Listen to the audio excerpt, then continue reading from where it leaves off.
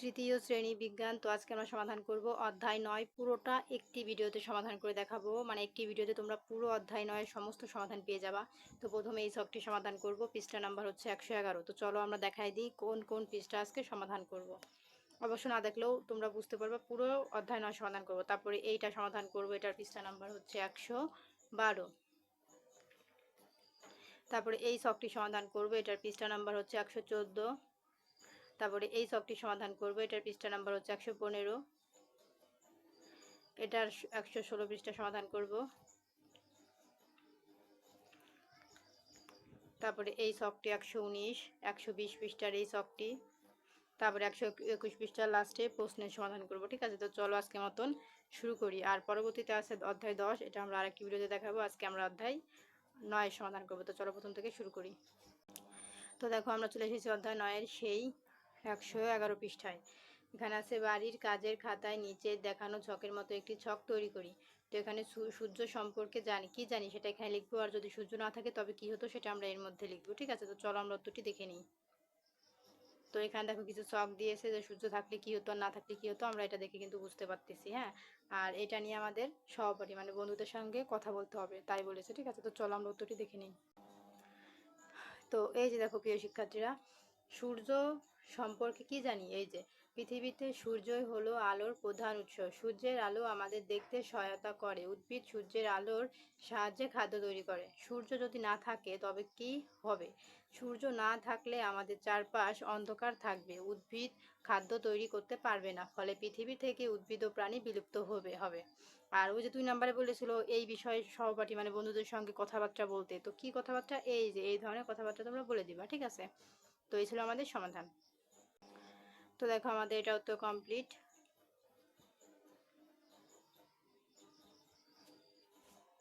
তো 112 পৃষ্ঠায় আমাদের আর একটা ছক আছে। দেখো এখানে কি বলেছে, বাড়ির কাজের খাতায় নিচের ছকের মতো একটি ছক তৈরি করি। তো এরকম একটা ছক তৈরি করবা এবং আতসী কাঁচ দিয়ে কালো কাগজে সূর্যের আলো ফেলি। আতসী কাঁচটির ওপরে বা নিচে সরিয়ে কালো কাগজের ওপর প্রথমে বড় আকারের আলোর বৃত্ত তৈরি করি। আলোর উজ্জ্বলতা পর্যবেক্ষণ লিখি। তো আমরা এই হাবাজাবা পড়বো না, এখানে হাবাজাবা লেখা আছে, আমরা মেন কাগজে আসি। এখানে বলেছে যে বড় আকারের আলোর বৃত্ত। হ্যাঁ, তো এটার উজ্জ্বলতা কি লিখবো এবং কাগজে যদি এটা দেখা হয় তাহলে তার পরিবর্তন কেমন হবে, এবং ছোট আকারের আলোর বৃত্তি এটা উজ্জ্বলতা কেমন হবে, বা এটা কাগজের দেখার পরিবর্তন কেমন হবে। তো চলো আমরা এটার উত্তর দেখে নিই। আর সবশেষে 6 নম্বরে বলেছিল যে সহপাঠীদের সঙ্গে আলোচনা করতে। কোন বিষয়ে? এই যে এই উত্তরটার বিষয়ে কি ঘটলো এটা নিয়ে বন্ধুদের সঙ্গে কথাবার্তা বলতে বলেছে। তো চলো আমরা উত্তরটি দেখে নিই। এই যে দেখো প্রিয় শিক্ষার্থীরা, উত্তর আমি ভিডিওটি লং হয়ে যাবে বলে পড়বো না, তোমরা স্ক্রিনশট দিয়ে নাও এবং সহপাঠীর সঙ্গে এই বিষয়ে আলোচনা করে নিবা। ঠিক আছে, স্ক্রিনশট দিয়ে নাও। তো দেখো আমাদের এটা উত্তর কমপ্লিট। এখন চলে যাব পরবর্তী পৃষ্ঠার সমাধানে। এখানে দেখো বলেছে বাড়ির কাগজের খাতায় তো এরকম একটা ছক আঁকবা, এবং এখানে বলেছে উদ্ভিদ ও প্রাণী কিভাবে সূর্যের আলো ব্যবহার করে তা নিয়ে চিন্তা করেও লিখি। তো উদ্ভিদ কিভাবে সূর্যের আলো ব্যবহার করে আমরা এর মধ্যে লিখবো, এবং পানি কিভাবে সূর্যের আলো ব্যবহার করে এখানে লিখবো। ঠিক আছে, তো এটা হচ্ছে সহপাঠীর সঙ্গে জীবের জন্য সূর্যের আলো গুরুত্ব সম্পর্কে আলোচনা, মানে এই বিষয়ে বন্ধুদের সঙ্গে কথাবার্তা বলতে বলেছে। ঠিক আছে, তো এই যে দেখো প্রিয় শিক্ষার্থীরা, উত্তর উদ্ভিদ কিভাবে সূর্যের আলো ব্যবহার করে, যে খাদ্য তৈরি করতে সূর্যের আলো ব্যবহার করে। আর প্রাণী কিভাবে, এই যে সূর্যের আলোর সাহায্যে দিনের বেলা দেখে সূর্যের তাপে শরীর উষ্ণ রাখে। তারপরে সহপাঠীর সঙ্গে আলোচনা কিভাবে করবা, এই যে সহপাঠীর সঙ্গে এই ধরনের কথাবার্তা বলবা। ঠিক আছে, তো এই ছিল সমাধান। তো দেখো আমাদের এটা উত্তর কমপ্লিট। এখন চলে যাব পরবর্তীতে। এখানে আর একটা ছক আছে। এখানে বলেছে একটা ছক তৈরি করতে। 2 বলেছে স্কুল মাঠে একটি গাছ বা খুঁটির ছায়া খুঁজে বের করি। 3 বলেছে কম্পাসের সাহায্যে ছায়া কোন দিকে আছে তা খেয়াল করি এবং সেই সঙ্গে সূর্যের অবস্থান লক্ষ্য করি। এখানে বস্তুর নাম লিখবা, সূর্যের অবস্থান লিখবো এবং ছায়ার দিক এর মধ্যে লিখবা। ঠিক আছে, তো চলো আমরা উত্তরটি দেখে নিই। দেখো এখানে ছবি আকারে দেওয়া আছে।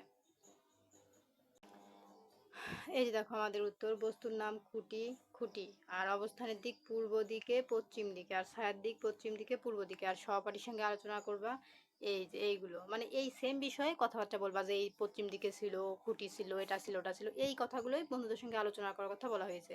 তো এগুলো তো মুখস্থ করার কিছু নাই। ঠিক আছে, যে তোমরা এইগুলো মুখস্থ করবে এমন কিছু না। তো এই ছিল সমাধান। তো দেখো প্রিয় শিক্ষার্থীরা, আমাদের এটা উত্তর কমপ্লিট। এখন আমরা চলে যাব পরবর্তী পৃষ্ঠার সমাধানে। 116 পৃষ্ঠার একটা ছক আছে, যে নিচের ছকের মধ্যে একটি ছক আঁকি। তো এখানে আমাদের নিচে দেখে কি বলেছে, এই যে দিনের বেলা প্রতি ঘন্টা পর পর ছায়ার দৈর্ঘ্য এবং সময় লিখি, ঠিক আছে, এবং সহপাঠীর সঙ্গে 5 নাম্বার বলেছে আলোচনা করতে।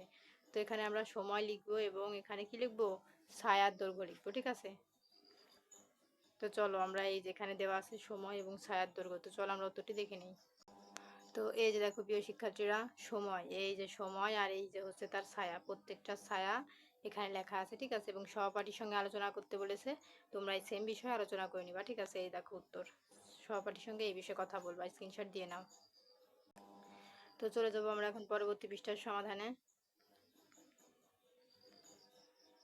দেখো 119 পৃষ্ঠা একটা ছক আছে, এখানে আমাদের প্রথমে ছবি দেওয়া আছে, ঠিক আছে। এখানে বলেছে নিচে যে চিত্রগুলো দেখি এবং দৈনন্দিন জীবনে যে সব বস্তু শুকাতে বা তৈরি করতে সূর্যের আলো কাজে লাগে তা লিখি। তো এর মধ্যে কোন জিনিসগুলো আমাদের সূর্যের আলোতে শুকাতে কাজে লাগে সেগুলো আমরা এর মধ্যে লিখবো। তো চলো আমরা উত্তরটি দেখে নিই। এই যে দেখো, সূর্যের আলোকে কাজে লাগিয়ে মাছ শুকিয়ে শুটকি তৈরি করা হয়, ধান ও অন্যান্য ফসল শুকাতে আলোকে কাজে লাগাতে হয়, সূর্যের আলোর সাহায্যে সমুদ্রের পানিকে শুকিয়ে লবণ তৈরি করা হয়, তারপরে ফল শুকিয়ে সংরক্ষণ করতে, বিশেষ করে আঙুর শুকিয়ে কিশমিশ তৈরিতে সূর্যের আলো প্রয়োজন হয়। তো এই ছিল উত্তর। তো দেখো 119 পৃষ্ঠা কমপ্লিট, এখন চলে যাবো 120 পৃষ্ঠার একটা ছক আছে, এখানে বলেছে টর্চের অবস্থান এখানে লিখতে হবে এবং অনুমান মানে ছায়ার দৈর্ঘ্যের অনুমান এখানে লিখতে হবে এবং পর্যবেক্ষণের মধ্যে লিখতে হবে, ঠিক আছে। তো চলো এখানে প্রশ্নটা করে দিয়েছে, তো তোমরা প্রশ্নটা পড়ে নিও, চলো আমরা এটার উত্তর দেখে নিই। দেখো এখানে অনেক কিছু লেখা আছে, তো চলো আমরা এখানে উত্তরটা দেখে নিই। হ্যাঁ এই যে দেখো আমাদের উত্তর, টর্চের অবস্থান এই যে কাঠির পূর্ব দিকে, আর অনুমান হবে দীর্ঘ হবে, আর পর্যবেক্ষণ হবে দীর্ঘ হয়েছে, আর কাঠির ওপরে খারাপ হবে, এটা হবে খাটো হবে, আর এটা হবে খাটো হয়েছে, আর কাঠির পশ্চিম দিকে এটা হবে দীর্ঘ হয়েছে, ঠিক আছে। এই ছিল আমাদের সমাধান। তো আমাদের এটা উত্তর কমপ্লিট। এখন চলে যাব শূন্য স্থানে। ক নাম্বার আছে আমাদের বেঁচে থাকার জন্য ড্যাশ অন্তত প্রয়োজনীয়। তো চলো আমরা শূন্য স্থানের উত্তর দেখে নিই। তো ক নাম্বার হবে সূর্যের আলো, খতে আছে ছায়া ব্যবহার করে ড্যাশ ঘড়িতে তৈরি করা যায়, উত্তর হবে সূর্য। গ সূর্য ভূ স্পষ্ট সংলগ্ন ড্যাশ গরম করে, উত্তর হবে বায়ুমণ্ডলকে। আর ঘ নাম্বার আছে আলো ড্যাশ রেখায় চলে, উত্তর হবে সরল। তো এই ছিল আমাদের সমাধান। তো শূন্য স্থানের পরে এখন আমরা চলে যাব টিক চিহ্নের সমাধানে। এখানে 3টা টিক চিহ্ন আছে, দেখো একে বলেছে যে নিচের কোন তাপ ও আলোর উৎস, এটা হবে সূর্য। 2 নম্বরে উত্তর হবে বেশি ঠান্ডা ও বরফ, আর 3 নম্বরে উত্তর হবে অক্সিজেন। তো এই ছিল আমাদের টিক চিহ্নের সমাধান। এখন চলে যাব সংক্ষিপ্ত প্রশ্ন এবং 12 নম্বর প্রশ্ন। সংক্ষিপ্ত আছে 3টি। আতশী কাঁচ দিয়ে কাগজ পোড়ানোর মাধ্যমে সূর্যের আলোর কোন বৈশিষ্ট্য সম্পর্কে জানতে পারি। তো চলো আমরা এই 3টি প্রশ্নের উত্তর দেখে নিই। এই যে দেখো ক নাম্বার প্রশ্ন, উত্তর হবে আতশী কাচের মাধ্যমে সূর্যের আলো দিয়ে কাগজ পোড়ানো যায়, এর মাধ্যমে 2টি বৈশিষ্ট্য সম্পর্কে জানতে পারি। 1 আলো, 2 তাপ শক্তি। 2 নাম্বার প্রশ্ন, আমরা রাতের বেলায় দেখতে পাই না কেন, উত্তর পৃথিবী সূর্যের আলোতে আলোকিত হয়, রাতের বেলা আমরা পৃথিবীর যে স্থানে অবস্থান করি সেই স্থানে সূর্যের আলো পৌঁছাতে পারে না, তাই আমরা দেখতে পাই না। 3 নাম্বার, দুপুর 12টার সময় খোলা মাঠে দাঁড়ালে আমাদের ছায়া কেমন লাগবে, উত্তর দুপুরে সূর্য মাথার উপরে খারাপভাবে কিরণ দেয়, ফলে দুপুরে ছায়ার দৈর্ঘ্য সবচেয়ে ছোট হয়, তাই দুপুর 12টার সময় খোলা মাঠে দাঁড়ালে আমাদের ছায়া সবচেয়ে খাটো দেখাবে। তো এই ছিল সমাধান।